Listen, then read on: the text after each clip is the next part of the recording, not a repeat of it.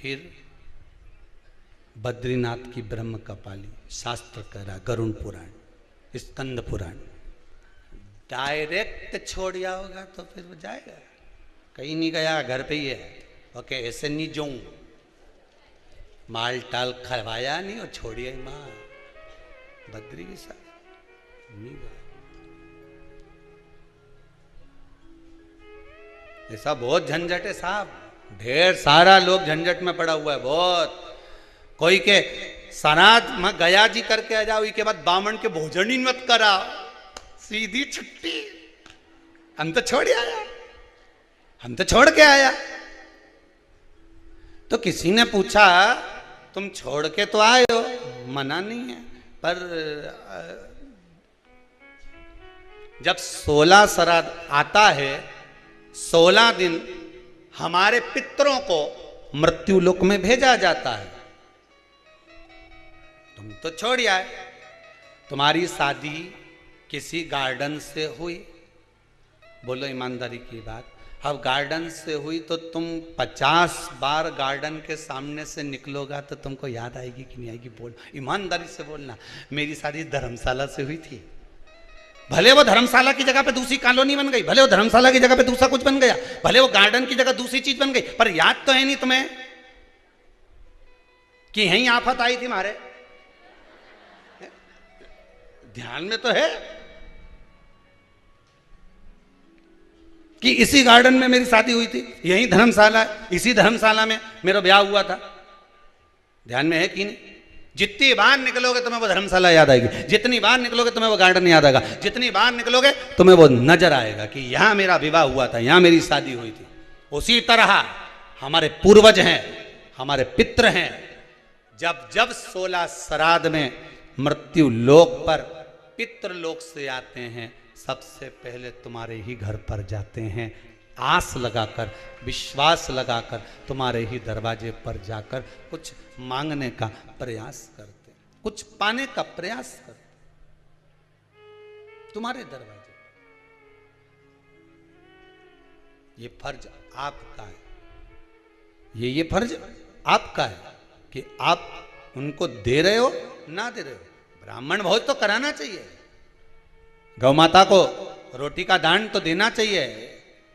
शिव महापुराण की कथा यहां तक कहती है, समुद्र मंथन के समय पर देवता राक्षसों ने मिलकर जब मंथन किया, सुमेरु पर्वत को लेकर शेषनाग की नेति बनाकर जब मंथन करना प्रारंभ करा, मंथन करना जब प्रारंभ करते हैं, उस समय पर सबसे पहले अगर कुछ निकली है तो गौ माता निकली। क्या निकली है? गौ माता।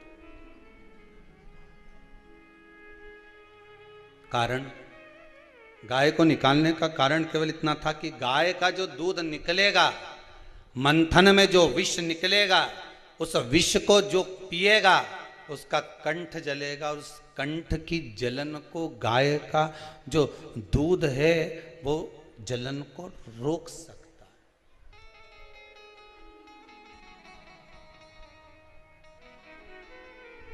थोड़ा सा कच्चा दूध, कच्चा दूध मतलब तपाया ना हो, आवाज बढ़ा, रिटर्न, थोड़ा सा कच्चा दूध,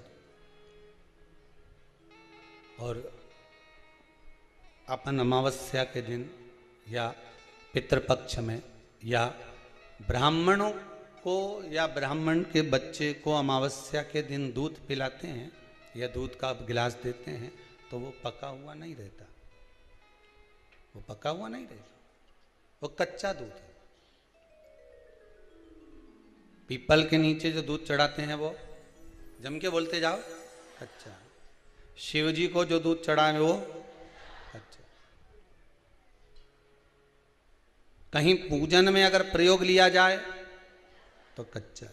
पका हुआ का वर्णन नहीं है कि पका हुआ दूध होना चाहिए, यहाँ तो कच्चे दूध का वर्णन है कि कच्चा दूध, वहां कच्चा दूध चढ़ाया जाता है। किस लिए? कारण क्या है? शंकर भगवान के श्री विग्रह में, भगवान शंकर के शिवलिंग में भगवान शिव के शिवलिंग के भीतर सारे लोक, चाहे वो वैकुंठ लोक हो, चाहे वो मृत्यु लोक हो, चाहे वो पितृलोक हो, सब उस शिवलिंग के भीतर विराजमान है महाराज। शिवलिंग के भीतर विराजमान है महाराज। शिवलिंग के भीतर सारे के सारे लोग वहां पर विराजमान है। ठीक है। अब आपने जब कच्चा दूध शंकर जी पर समर्पित किया तो केवल शिव के लिए नहीं गया। वो कच्चा दूध जब आपने शंकर भगवान को चढ़ाया तो वो दूध सारे लोकों में होता होता हो पितृलोक में भी गया, और जो आपके पूर्वज थे उनका कल्याण कर दिया उस दूध ने, उस भाग ने।